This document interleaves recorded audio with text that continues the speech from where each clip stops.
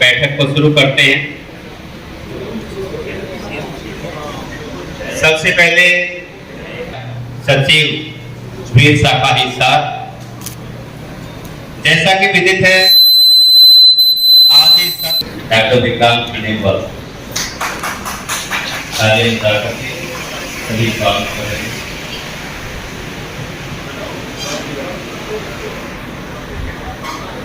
जैसा कि विदित है आज इस सत्र की प्रथम प्रांतीय परिषद की बैठक का आयोजन वीर शाखा हिसार के आतिथ्य में किया जा रहा।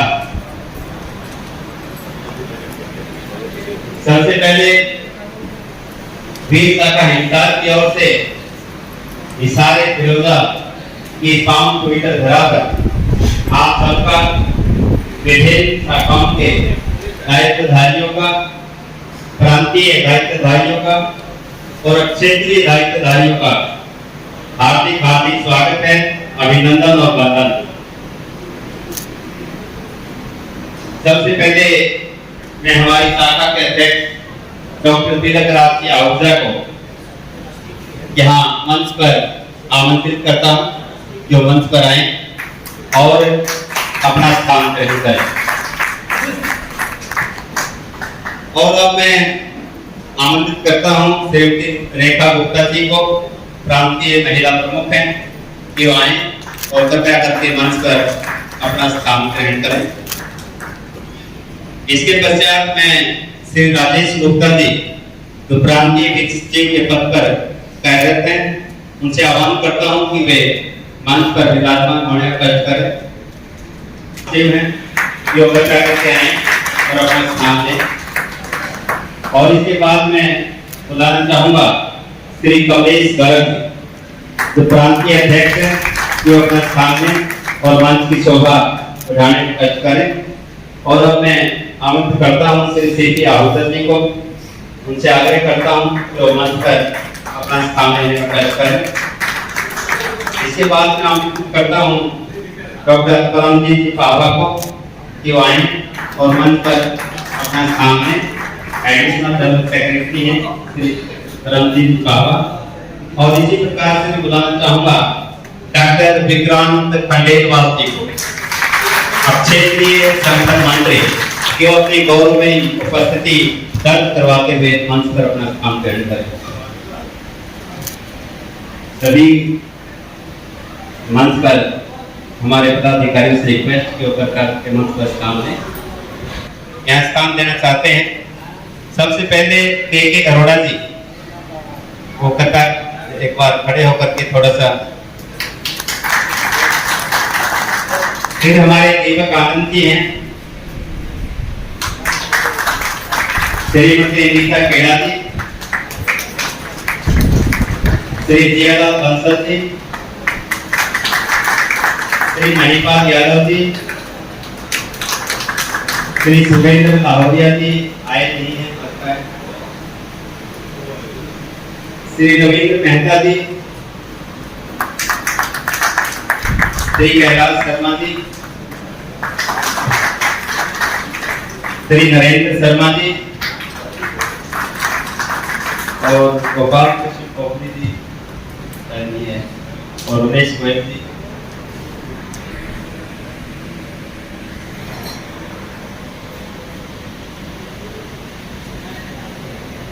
सभी हमारे दायित्वधारी अपने अपनी सीटों पर विराजमान हैं और मैं ऐसा करता हूं कि भारत विकास परिषद की इस महत्वपूर्ण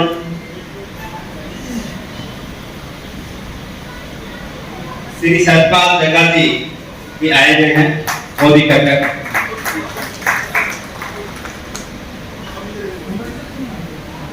मैं आशा करता हूं कि भारत विकास परिषद की इस भव्य और दिव्य और महत्वपूर्ण बैठक में आपकी गौरवमयी उपस्थिति चार चांद लगाएगी। भारत माता से करजोर प्रार्थना कि वे सभी दायित्वधारियों के चेहरों पर मुस्कान बनाए रखे। और दो पंक्तियां मैं यहाँ पर आपके लिए प्रस्तुत करता हूँ। जिंदगी में आसान चाहिए, ना कोई अपनी खास पहचान चाहिए, बस एक दुआ मांगते हैं भारत माता से कि आपके चेहरों पर प्यारी सी मुस्कान चाहिए। और अब मैं मंच पर विराजमान सभी मेहमानों से प्रार्थना करता हूं कि वो भारत माता के समक्ष दीप प्रज्वलित करने का कष्ट करें। वैसे सब में आप जोश भर दो, काम के समारोह को आपने अब दीप बुलाकर आगाज कर दो।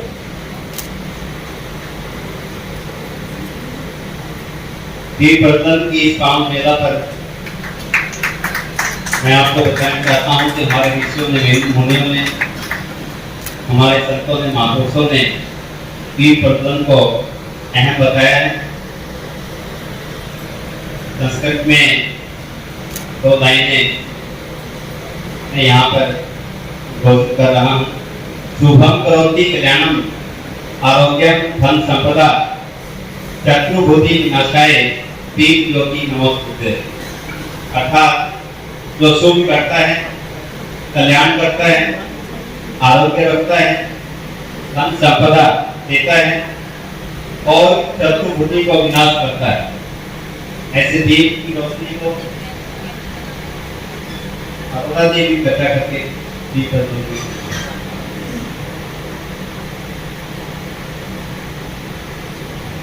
और जो शत्रुबुद्धि का विनाश करता है, ऐसे दीप की रोशनी को मैं नमन करता हूं।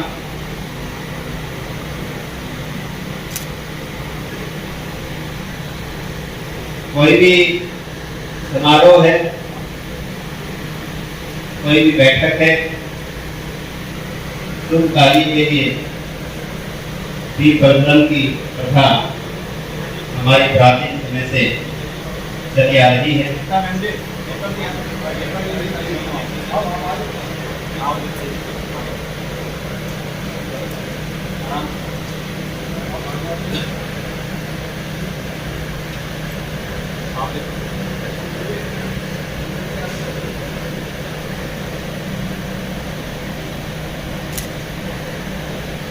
दीप प्रज्वलन के उपरांत वंदे मातरम गीत यहाँ प्रस्तुत किया जाएगा।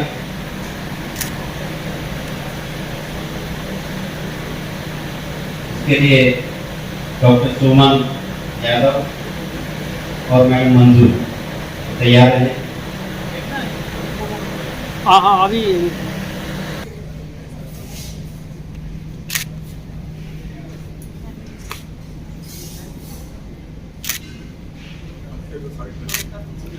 बाद में बोलेंगे। आज से हो गए सर आप।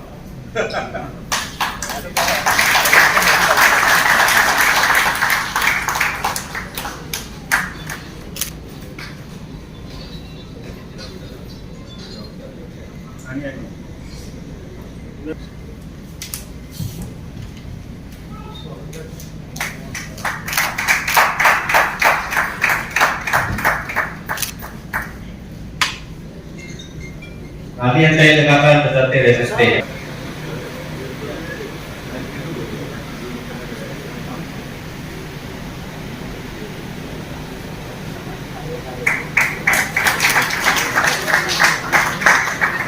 डॉक्टर तेज वर्मा जी से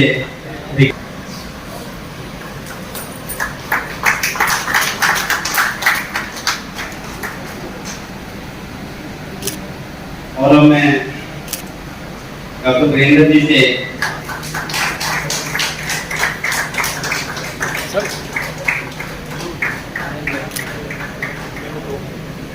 और अब मैं श्री चंद्रभान जी चोपड़ा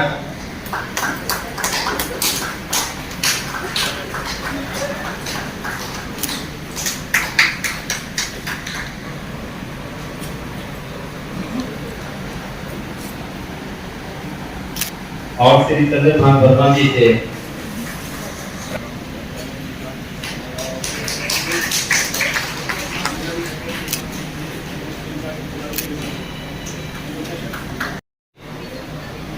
मेरी बात सुन रहे डॉक्टर मैदान जी और मैडम मंजू गर्ग जी कृपया मंच पर आए और श्रीमती रीता खेड़ा जी धर्मपाल गर्ग जी आप कृपया मंच पर आए और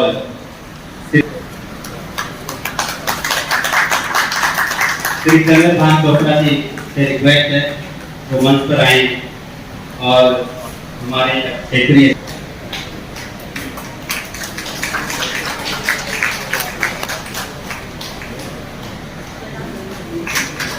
डॉक्टर स्टीव वर्मा जी से रिक्वेस्ट है कि वे श्री कैलाश शर्मा जी जो हमारे स्टेट वाइज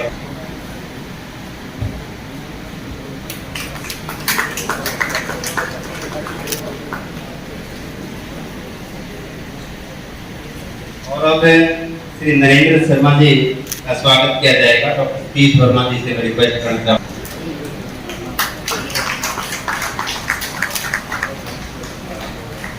और आपसी चौधरी यादव जी से रिक्वेस्ट है कि वो हमारे श्री सतपाल जगत जी का स्वागत करने का करें।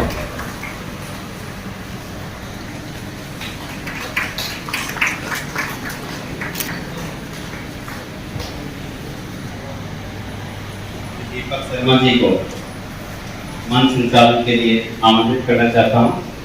श्री दीपक शर्मा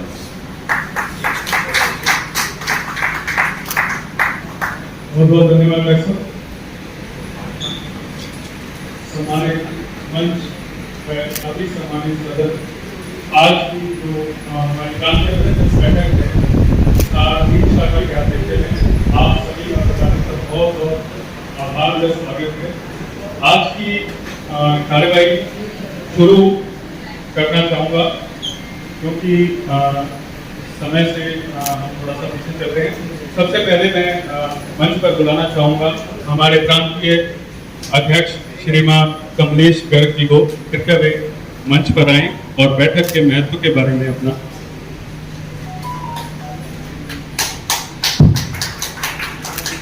धन्यवाद दीपक जी।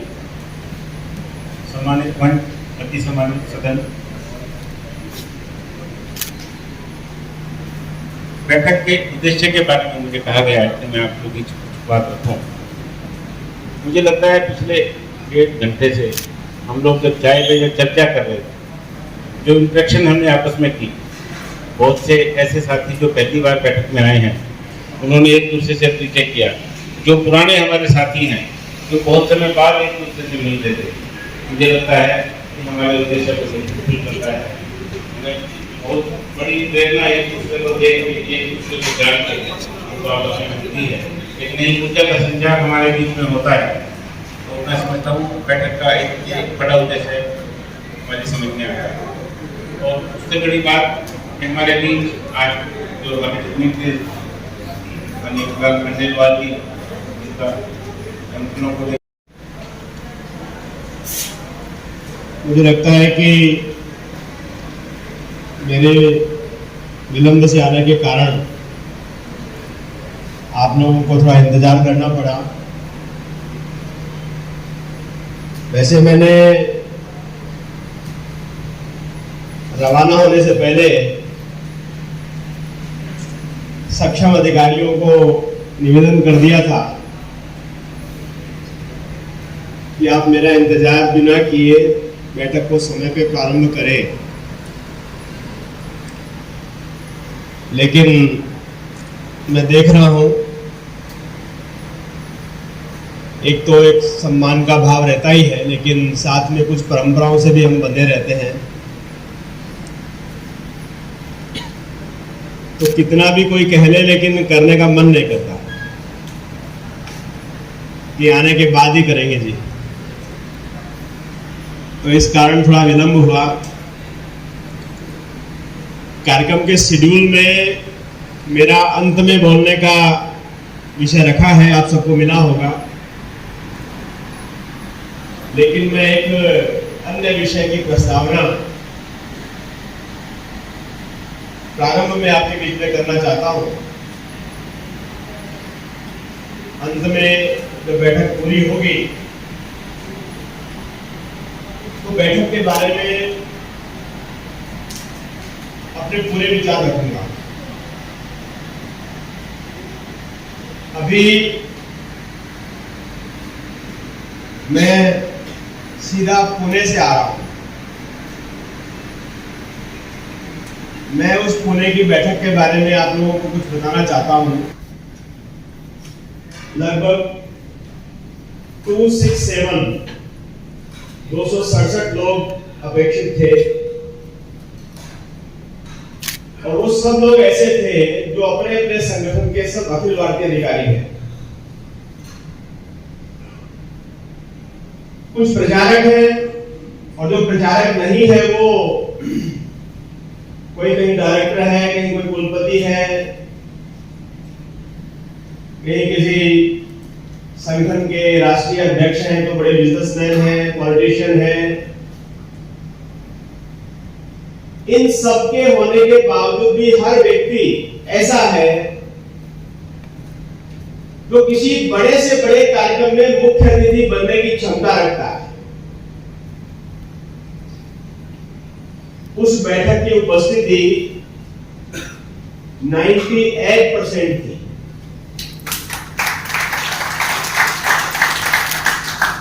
और दूसरी बात, उस बैठक की सूचना में एक बात लिखी थी कि ये बैठक 14 तारीख सुबह 9:15 बजे प्रारंभ होकर के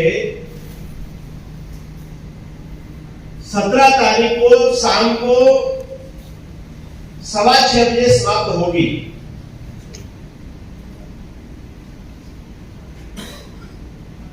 इसके पहले किसी भी व्यक्ति का जाना अपेक्षित नहीं है। तो केवल एक व्यक्ति ऐसे थे जिनको किसी मजबूरी के कारण अनुमति लेकर के जाने की छुट्टी मिली। देखिए, ये जो चीज है, मैं आपको 2 उदाहरण इसके दिए हैं। हमको दिखता है ना कि संगठन, ये जो संघ संगठन दिखता है, हमको कैसे इतना बढ़ रहा है, कैसे फैल रहा है, कैसे ताकत प्राप्त कर रहा है, कैसे इतनी ऊर्जा के साथ काम कर रहा है। इसके पीछे ये अनुशासन है कि सूचना का अक्षर से वो पालन करें। हम सब बिजी लोग हैं। मैं नहीं कहता कि आप सब लोग कोई फ्री लोग हैं। भारत विकास में सब लोग बिजी लोग हैं। बिजनेस, व्यापार, नौकरी, घर गृहस्थी, सब महिलाओं की अपनी दोहरी ड्यूटी होती है। हम सब व्यस्त लोग हैं, लेकिन हम इसके बावजूद भी एक बात जानते हैं कि, और हम सबको शिक्षा देने वाले लोग हैं। जब हमको मौका मिलता है, हम अनुशासन का लंबा चौड़ा पाठ हर किसी को पढ़ा सकते हैं। समय पालन का पाठ हर किसी को पढ़ा सकते हैं।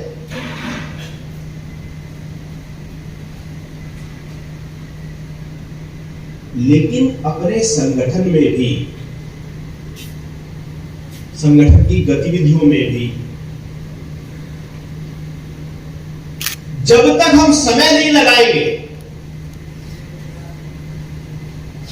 अच्छा मक्खन नहीं निकलेगा। घर में बिलोती है ना, वो बिलोना महिलाएं, अभी तो प्रचलन कम हो गया है, मशीन आ गई है, लेकिन पहले घर पे मक्खन बिलोती थी माताएं। तो छोटे छोटे बच्चे होते थे, उनको लगता इतना देर क्यों लगा रही है, वो झाग तो आ गए ऊपर। लेकिन वो झाग को मक्खन बनने में जितना समय लगता है, वो समय भी नहीं लगाया हमने, तो फिर मक्खन निकलना मुश्किल होता है।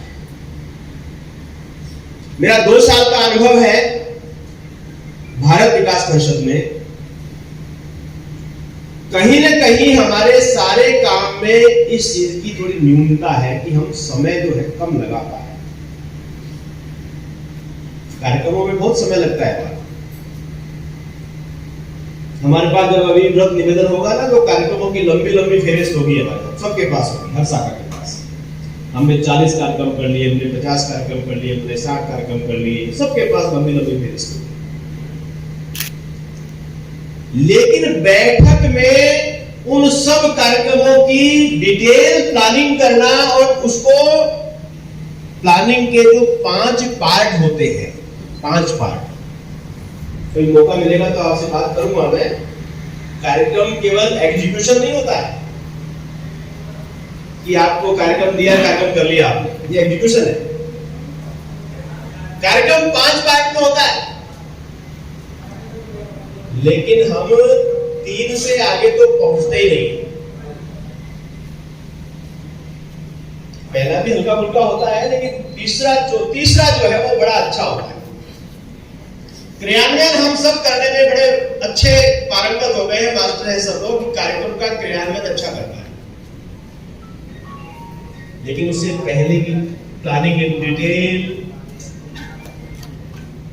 प्री प्लानिंग, उसमें अपने कार्यकर्ताओं का इन्वॉल्वमेंट, फिर समीक्षा, और समीक्षा के बाद में उसका फॉलो अनुवर्तन, जो शायद हर किसी कार्यक्रम का सबसे महत्वपूर्ण बिंदु है। उस पर तो हमारा ध्यान नहीं। मैं कोई आपको दोष नहीं दे रहा हूं, ये दोष केवल इस प्रांत का नहीं है, हमारे परंपरा में, अपने ऊपर से लेकर नीचे तक की परंपरा में हमको लाना है। क्योंकि कार्यक्रम की पूर्णता जो है वो फॉलोअप से ही होती है। उद्देश्य की प्राप्ति हुई कि नहीं हुई, और नहीं हुई तो करनी है, इस चीज का चिंतन फॉलोअप होता है।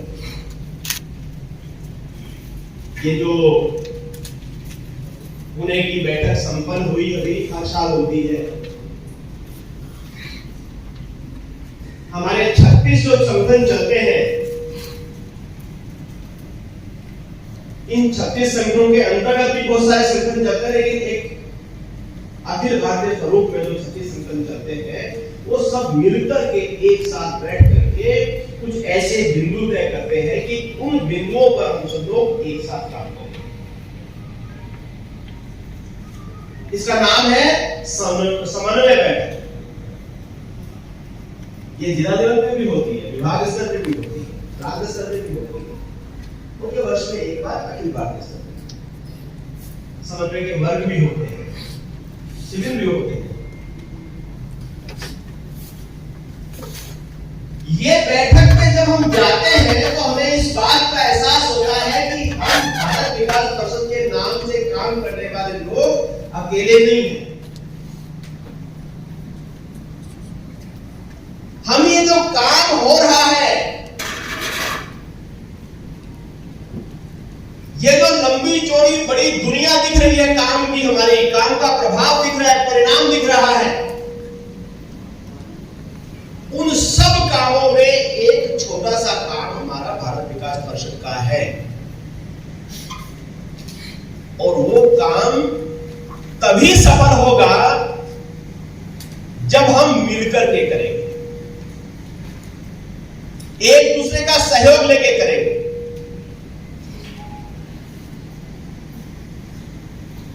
3 दिनों में 30-35 अलग अलग विषयों के ऊपर विस्तृत चर्चा हुई। बड़ा गहरा अध्ययन करने वाले लोग होते हैं तो गहरी बातें ही वहां पे होती हैं। उन सब में से जो हमारे लिए करणीय बात है, जो हमको करनी है, सब संगठनों को करनी है, वो कुछ बिंदु बता करके मैं अपनी बात को समाप्त करूंगा, फिर मैं बाद में अपना विषय रखूंगा। क्योंकि जो हम कर रहे हैं अभी, चाहे वो संपर्क के कार्यक्रम हो, चाहे वो संस्कार के कार्यक्रम हो, चाहे वो सेवा के कार्यक्रम हो, जो हम अभी कर रहे हैं, जिसका हम व्रत देंगे, वो सारी की सारी चीजें उन उद्देश्यों को प्राप्त करने के लिए सहायक है। वो सारे के सारे कार्यक्रम उन उद्देश्यों की प्राप्ति के लिए है। जब भी हम कोई काम करें, कोई कार्यक्रम की योजना करें, तो मैं जो 5 बातें आपको बताने वाला हूं, उन 5 बातों को जरूर ध्यान में रखें कि ये इनमें से कोई उद्देश्य पूरा हो रहा है कि नहीं।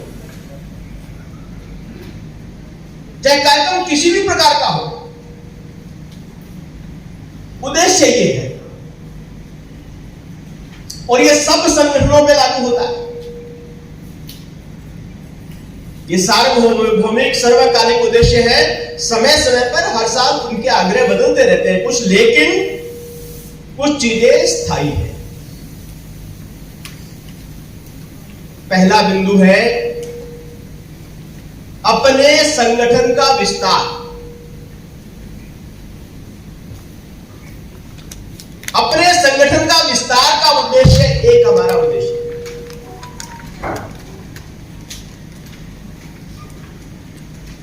दूसरा हमारा उद्देश्य है अपने कार्य की गुणवत्ता बढ़ाना। जी 5 साल पहले भी ऐसा होता था, अभी भी ऐसा होता है। हम तो पिछले 30 सालों से देखते आ रहे हैं जी, बैठक लेट ही शुरू होती है, हम भी लेट शुरू कर रहे हैं। हम पिछले 15 सालों से देख रहे हैं कि हमारे यहां तो शुल्क जो है वो अगस्त सितंबर अक्टूबर तक इकट्ठा होता है, आज भी वही हो रहा है। हमारे प्रोग्राम में पहले भी वही 15-20 संख्या रहती थी, अभी भी 15-20 संख्या रहती है। तो फिर क्वालिटी को इंप्रूवमेंट कहां होगा? तो किसी भी कार्यक्रम को करने के लिए उद्देश्य की उसके काम की पिछले वर्ष से अच्छा करना, और अच्छे का मतलब भव्यता से नहीं है कि भी उस शाखा ने जो है वो जो जिंदल इंडस्ट्री एरिया की बड़ी होटल में कार्यक्रम किया था, तो हम जो है इससे अच्छे रैंक वाली होटल में कार्यक्रम करेंगे, ये भव्यता नहीं। ये जो आंकड़ा बताया ना कि 42 में से 27 शाखाएं उपस्थित है, वो शाखाओं का प्रतिनिधित्व बढ़ना चाहिए, ये गुणवत्ता है।